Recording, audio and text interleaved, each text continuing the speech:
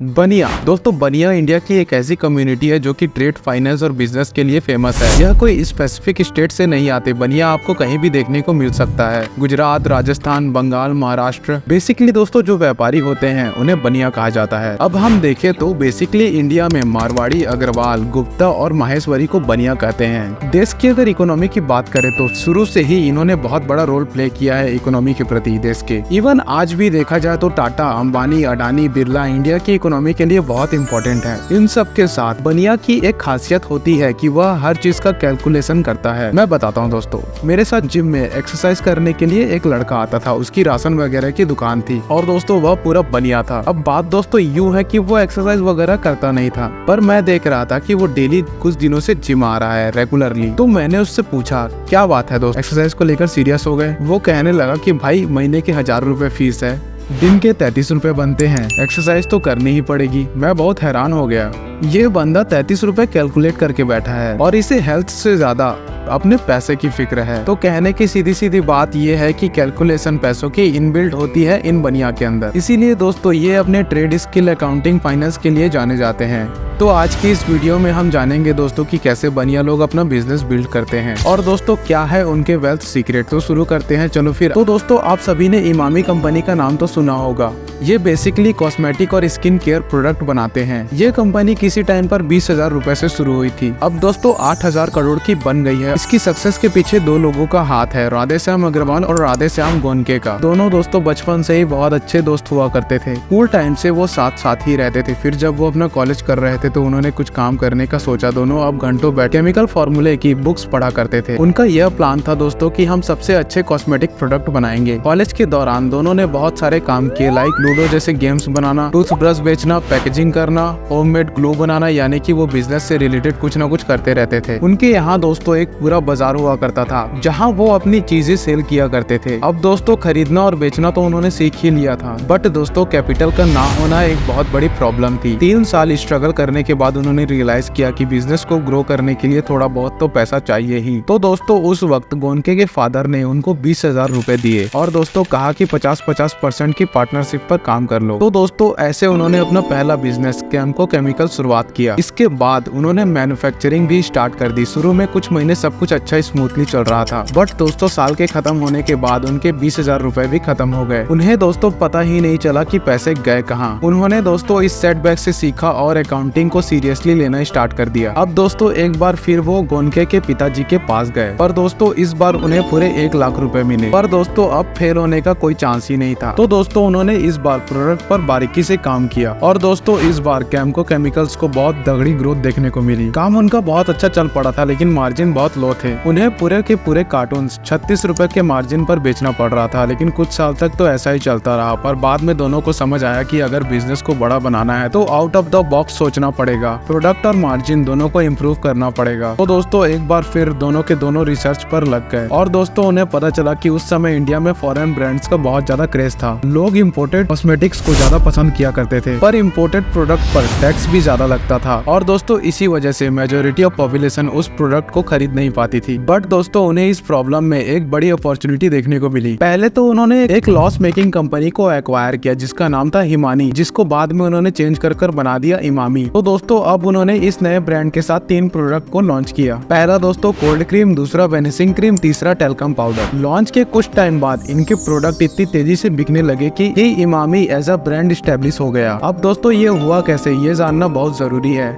जैसे कि हम लोगों को मालूम है कि उस टाइम पर उनके पास एडवर्टाइजमेंट और मार्केटिंग के लिए पैसे तो थे नहीं। तो दोस्तों उन्होंने ओल्ड वाइन को नई बोतल में सेल किया। कहने का मतलब है पैकेजिंग को पूरी तरीके से चेंज कर दिया। उस टाइम अगर हम 1980 की बात करें तो टेल्कम पाउडर टिन के कंटेनर में सेल हुआ करता था, पर पहली बार उन्होंने इंडिया में टेल्कम पाउडर को एक प्लास्टिक कंटेनर में पैक किया और दोस्तों उस पर फोटोटोन लेबल भी लगाया, जिससे कि प्रोडक्ट बहुत ज्यादा अट्रैक्टिव बन गया। अब दोस्तों लोगों को ये लगा कि ये प्रोडक्ट फॉरेन से इम्पोर्ट हुआ है, इसीलिए यह वाला प्रोडक्ट सबसे ज्यादा सेल हुआ और दोस्तों इस पर उन्होंने मार्जिन भी बहुत हाई रखा था, क्योंकि उस टाइम तक इंडिया में MRP यानी कि मैक्सिमम रिटेल प्राइस जैसी कोई चीज ही नहीं हुआ करती थी। आप जो भी प्राइस चाहे वो प्रिंट करवा सकते हैं। तो दोस्तों ये एक बड़ा एडवांटेज रहा उनके पास। और दोस्तों कुछ इस तरीके से उन्होंने इमामी को इंडियन मार्केट का सबसे बड़ा ब्रांड बना दिया। तो दोस्तों चलो अब जानते हैं कुछ बिजनेस के लेसन्स को जो कि हमें बनिया कम्युनिटी से सीखने चाहिए। फर्स्ट है दोस्तों मार्केट नॉलेज। एक बनिया कस्टमर को पूरी तरीके से स्टडी करता है, उसकी इच्छा, जरूरत और बिहेवियर सब कुछ को जान लेता है। इसीलिए दोस्तों वो सही प्रोडक्ट और सर्विस को मार्केट में ऑफर करता है। ध्यान से देखोगे तो ये पता चलेगा कि इमामी के फाउंडर ने भी यही किया था। उन्होंने सबसे पहले समझा कि कौन सा कॉस्मेटिक आइटम सबसे ज्यादा बिकता है और फिर उसे बनाना शुरू किया। अब दोस्तों मार्केट नॉलेज की बात हो रही है तो कॉम्पिटिटर को मिस नहीं कर सकते, क्योंकि दोस्तों एक बनिया अपने कॉम्पिटिटर पर पूरी नजर रखता है। दोस्तों आप कभी राशन की दुकान पर जाओ और उससे कहो पास वाली दुकान पर गुड़ 40 रुपए किलो मिल रहा है, तो वो तुरंत कहेगा दोस्तों ऐसा हो ही नहीं सकता भाई कि मार्केट का भाव ही 50 रुपए, इससे कम में कोई दे ही नहीं सकता। यानी कि दोस्तों बनिए से प्राइस के मामले में तो बहस कर ही नहीं सकते। वो दोस्तों ऑलरेडी मार्केट की PhD करके बैठा है। वो मार्केट के ट्रेंड और इनोवेशन के हिसाब से अपने आप को एडजस्ट कर लेता है, क्योंकि उसे मालूम है कि मार्केट में वही आगे रहता है जो कि कस्टमर के नीड को समझता है। उसके अलावा मार्केट ट्रेंड आपको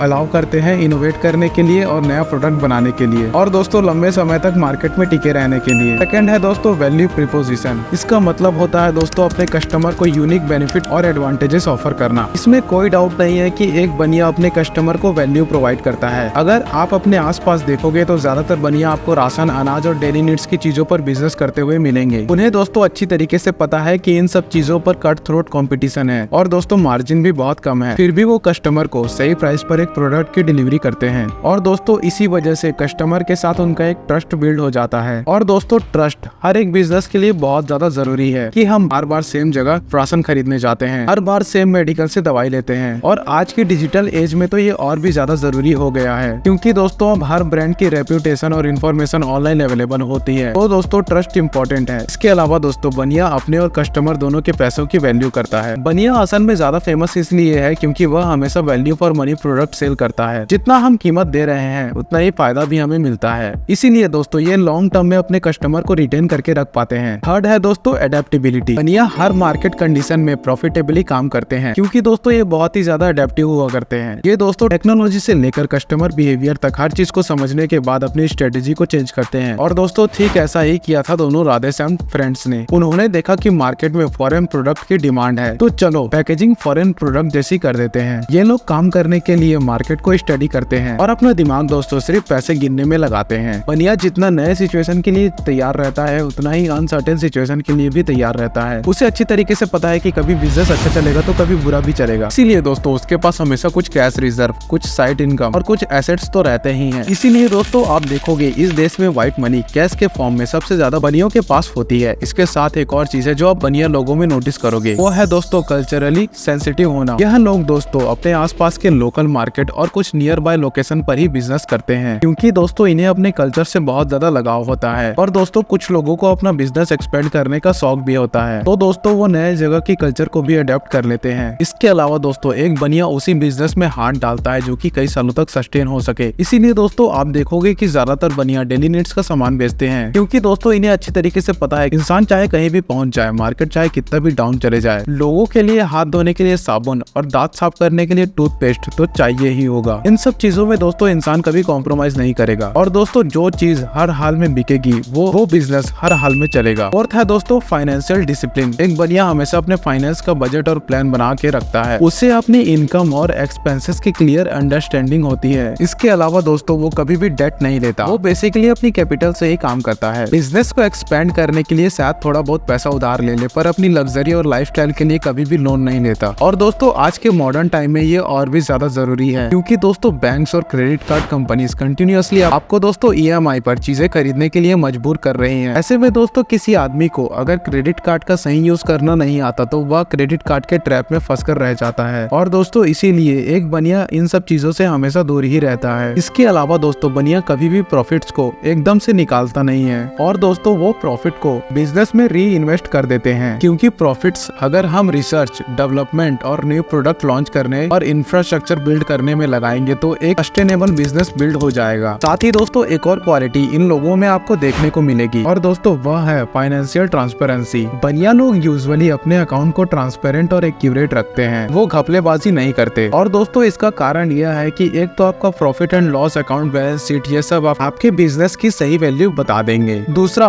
इससे उन सभी लोगों के साथ एक ट्रस्ट बिल्ड हो जाता है जो कि बिजनेस से जुड़े हुए हैं, लाइक दोस्तों स्टेक होल्डर्स, इन्वेस्टर्स, क्रेडिटर्स और कस्टमर्स। अब दोस्तों फाइनेंशियल डिसिप्लिन में एक सबसे जरूरी चीज होती है टैक्स। दोस्तों एक बनिया अच्छी तरीके से जानता है कि टैक्स को लीगली कैसे बचाना है। एक तो दोस्तों ज्यादातर बनिया अपना खुद का बिजनेस करते हैं, इसीलिए इन्हें डायरेक्टली टैक्स पे कभी नहीं करना पड़ता, क्योंकि दोस्तों वो और लोगों के लिए एम्प्लॉयमेंट क्रिएट कर रहे हैं। दूसरा दोस्तों, उनको टैक्स इंसेंटिव मिलते हैं, डिडक्शन मिलते हैं, और तो और वो क्रेडिट भी ले सकते हैं टैक्स बर्डन को रिड्यूस करने के लिए। फिफ्थ है दोस्तों डाइवर्सिफिकेशन। बनिया कभी भी अपने बिजनेस को एक्सपेंड करने में नहीं डरता। पहले वो अपने बिजनेस को ग्रो करेगा, फिर अलग अलग सेक्टर लाइक बैंकिंग और इंडस्ट्री, इन सब चीजों पर पैसा लगाएगा, ताकि जब इकोनॉमी में डाउनफॉल आए तो कोई तो सेक्टर ग्रो करेगा, और दोस्तों वहीं से ही अपना लॉस कवर कर लेते हैं। देखो दोस्तों, डाइवर्सिफिकेशन एक पोर्टफोलियो की तरह है। जैसा कि मान लो आपने अपने इन्वेस्टमेंट पोर्टफोलियो में कुछ पैसे डिबेंचर पर लगाए और कुछ कंपनी के शेयर खरीदने में, और दोस्तों कुछ बचे कुचे को आपने लॉन्ग टर्म इन्वेस्टमेंट में लगाया। ऐसा करने का सिर्फ एक ही पर्पस है दोस्तों कि अगर तीनों में से एक भी में लॉस हुआ तो बाकी जो दोनों बचे हुए हैं उनको वो कवर कर लेंगे। ठीक इसी तरीके से दोस्तों एक बनिया बिजनेस में डाइवर्सिफिकेशन करता है, ताकि दोस्तों एक बिजनेस में अगर लॉस हो तो दूसरा उसे कवर कर सके। अब दोस्तों ऐसा भी नहीं है कि ये किसी भी बिजनेस में ऐसे ही मुंह उठा के घुस जाते हैं। ये सिर्फ दोस्तों उन्हीं बिजनेस में पैसा लगाते हैं जिनमें इनको नॉलेज हो, या फिर दोस्तों ये पूरी रिसर्च करेंगे, नॉलेज लेंगे और बाद में इन्वेस्ट करेंगे। तो दोस्तों आज की इस वीडियो में बस इतना ही।